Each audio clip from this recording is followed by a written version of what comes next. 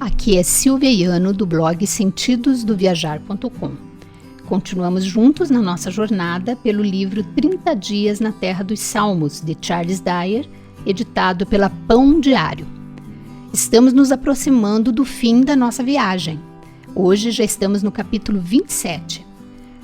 Turno da Noite, Salmo 134. Quando eu cursava o ensino médio, eu tinha um amigo que trabalhou durante um tempo como guarda noturno numa companhia têxtil local. Certa noite eu dirigia para a fábrica a fim de visitar Danny. Andávamos juntos por lá enquanto ele fazia uma das suas frequentes rondas pela empresa. Aquela foi a primeira vez que vi um relógio de registro de ronda de um vigia noturno. Um relógio com uma bolsa de couro e uma reentrância para inserir chaves em uma das extremidades. Enquanto caminhávamos pelos andares da fábrica, Danny parava em lugares diferentes e inseria uma chave que estava pendurada lá no relógio, a qual registrava então o momento em que ele visitou o local. Aquele relógio tinha um propósito muito útil.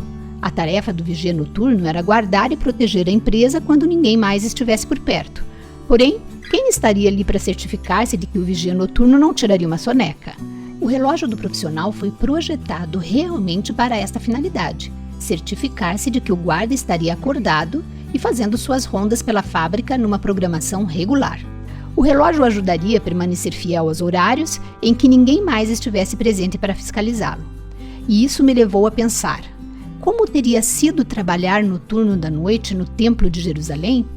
Em seu livro The Temple, Its Ministry and Services, o Templo, seu Ministério e Serviços, Alfred Erdensheim ajuda a dar a resposta. Ele descreveu as muitas atividades que ocorriam durante a noite no templo. Os adoradores iam embora, as grandes portas eram fechadas, mas o trabalho continuava. O complexo todo precisava ser guardado. O menorá tinha de permanecer aceso, com suas cavidades cheias de azeite de oliva e com os pavios aparados. Os pátios precisavam ser limpos e todas as ofertas coletadas no dia anterior precisavam ser contadas. A madeira para o altar de sacrifício deveria ser reabastecida e os animais para o sacrifício do dia seguinte deveriam ser selecionados. Havia muito a ser feito e o trabalho não poderia ser terceirizado. Tinha de ser feito pelos sacerdotes e levitas. Diante disso, imagine que você seja um sacerdote designado para o turno da noite no templo.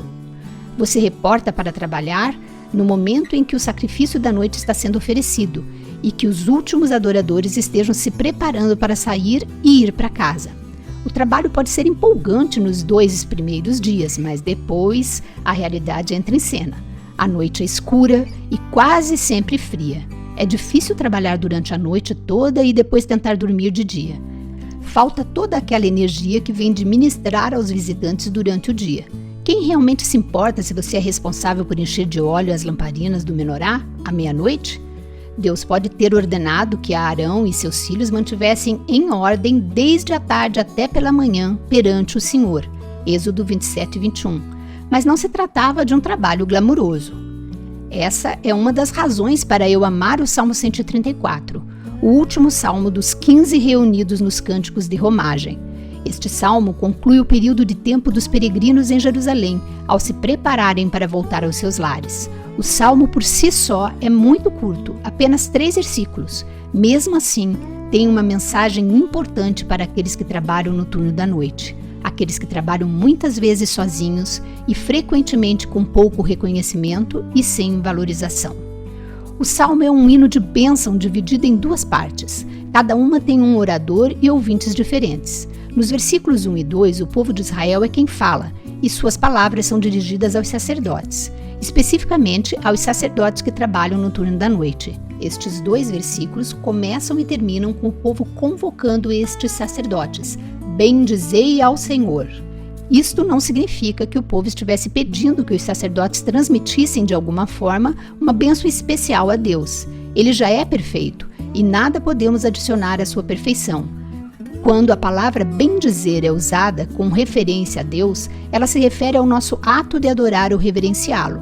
A palavra pode significar também prostrar-se, e é nesse sentido que bendizemos a Deus, ao adorá-lo prostrados, de joelhos dobrados, por assim dizer, reconhecendo sua suprema glória e sua grandeza.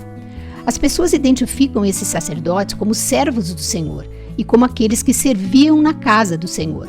À medida que as multidões iam embora, os sacerdotes do turno da noite começavam seu trabalho, que não era exposto ao público, o que pode parecer menos glamuroso.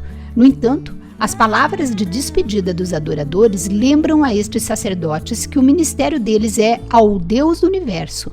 É a Ele que estão servindo. É a Ele que estão apresentando-se durante toda a noite. É a Ele que buscam adorar por meio de suas ações. É quase como se a multidão estivesse prenunciando as palavras de Paulo para os novos convertidos escravos na cidade de Éfeso, onde o apóstolo os convoca a não servirem à vista, como para agradar a homens, mas como servos de Cristo, fazendo de coração a vontade de Deus, servindo de boa vontade como ao Senhor e não como a homens. Efésios capítulo 6, versículos 6 e 7. Da mesma forma, as pessoas que estavam agora deixando Jerusalém convocam os sacerdotes para continuar servindo a Deus mesmo à noite, quando os outros não estão presentes para ver ou expressar o reconhecimento pelo que eles estão fazendo. Então, no último versículo do Salmo, os sacerdotes devolvem o favor, clamando a Deus para abençoar a multidão que partia.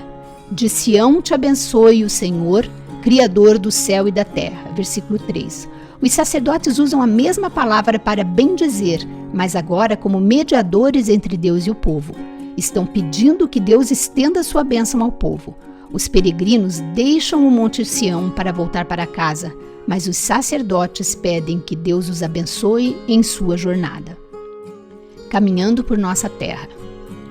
Este breve salmo nos lembra de que nenhuma tarefa é inferior se é executada para servir a Deus, quer seja encher as lamparinas do templo de óleo no meio da noite, quer seja trocar fraldas no berçário da igreja. Se estamos servindo a Deus, então o nosso trabalho tem importância. Mesmo que outras pessoas não vejam ou valorizem o que estamos fazendo, Deus o faz. A outra verdade que podemos extrair é que precisamos fazer uma pausa intencional e demonstrar reconhecimento àqueles que estão servindo ao Senhor longe das vistas do público.